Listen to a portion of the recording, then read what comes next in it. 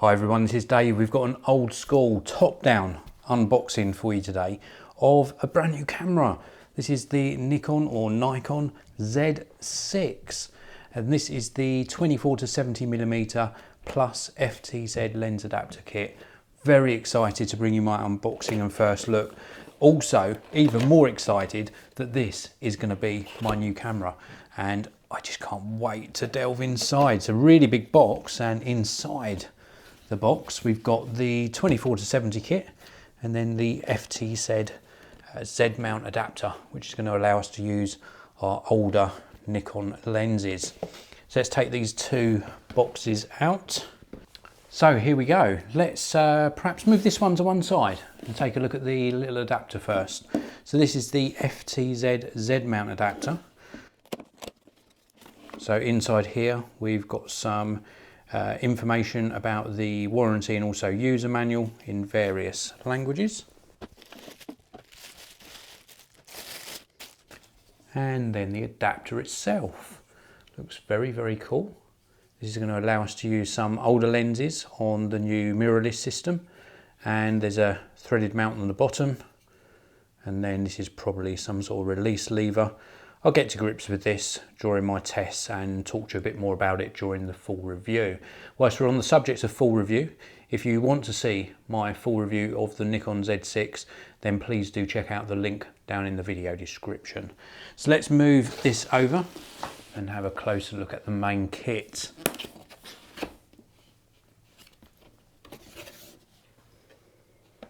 So inside here we've got two separate boxes again. We have got the lens and also the main camera body.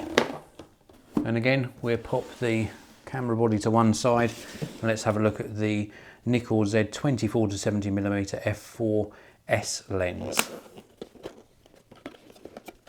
In the top here we've got a lens pouch. Nice to see that Nikon have actually included a lens hood with this. Really nice to see that. And then we've got the main lens itself. It's actually got some nice weight to it. I was expecting it to be a little bit lighter from what I'd seen in other videos, but this has got a nice quality feel to it. So this is a 24 to 70mm lens. The aperture is a constant f4 throughout the zoom range. We've got the focus and also the zoom. Oh, very nice indeed. So it stops at the 24, and then to retract the lens for sort of traveling, you just give it an extra twist and it goes back to this position here. So you sort of have to unlock the lens first. I do like that. That's really very nice. We've also got obviously lens cap. We look on the front, it's a 72mm thread. So if you want to put a UV filter on or a polarizing filter or just a lens protector, then you can. And then let's have a look on the opposing end. It's the other way with Nikon lenses. I always forget that. We've got the contacts and obviously a metal mount. And also on the lens we have of course got the Nikon S little logo just here. We've also got auto and manual focus switch. So that's the lens. Let's now take a look inside the main box at the Z6 body. So when we open up this box, we are greeted with the user's manual. Fully printed manual, nice to see that. We've got some extra information about the NTZ adapter and also some warranty information. Oh, this is the main body itself. We'll save that right till last. Nothing else in this section. Let's have a look at the accessories. So we have got a Nikon Z branded camera strap. We've also got a USB-A to USB-C cable. I believe we can charge via USB-C with the latest battery, of course. We've also got a cable. So this is a 3-pin UK plug to a figure 8 adapter. That's going to be used with the battery charger because you can charge in the camera or outside of the camera. This is the battery charger. Battery goes in here and that power cable goes in this end here. This is a cable protector, I believe, so when you've got perhaps your charging cable and HDMI cable in the side, this will stop it from getting knocked. At least that's what I think this is. And then last but not least, before we take a look at the body of the camera itself, we have the battery. This is the new Nikon EL15B. EL15s and 15As work as well, but you need the B battery to be able to charge inside the camera. And now this is the bit we've been waiting for. Let's take a closer look at the body itself. Oh, that does look nice. Very nice. Again, the weight is good.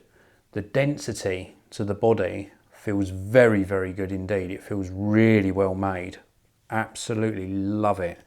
So on the bottom there, we've got tripod mount, battery compartment on the front, lens release, a couple of additional function buttons just here, which we can assign to different things. Nice that we've got a separate card slot. This houses a single slot for an XQD memory card. I have one on order. It still has not arrived, so I can't use the camera today, but a single card slot and a very fast card as well, apparently. And then if we take a look across the top of the camera, really nice clean design. We've got the mode dial just here, which is quite simplified, but we've got 3 user slots: auto, program, shutter, aperture priority and manual. We've also got the hot shoe just here. We've got a button here where we can switch between the EVF and the display. Diopter adjustment on this side.